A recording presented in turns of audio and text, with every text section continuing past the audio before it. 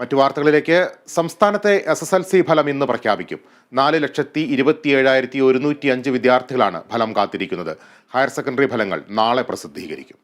ഇന്ന് 3 മണിക്ക് പൊതുവിദ്യാഭ്യാസ വകുപ്പ് മന്ത്രി വി ശിവൻകുട്ടി SSLC ഫലപ്രഖ്യാപനം നടത്തും. ഇത്തവണ 4,27,105 വിദ്യാർത്ഥികളാണ് SSLC പരീക്ഷ എഴുതിയത്. അതിൽ 2,17,525 ആൺകുട്ടികളും 2,09,580 പെൺകുട്ടികളും ഉൾപ്പെടുന്നു. കഴിഞ്ഞ വർഷത്തെ അപേക്ഷിച്ച് ഇത്തവണ 11 ദിവസം മുൻപെയാണ് ഫലപ്രഖ്യാപനം നടക്കുന്നത്. സംസ്ഥാനത്തൊട്ടാകെ 70 ക്യാമ്പുകളിലായി 10,863 അധ്യാപകരാണ് മൂല്യനിർണ്ണയ ക്യാമ്പിൽ പങ്കെടുത്തത്.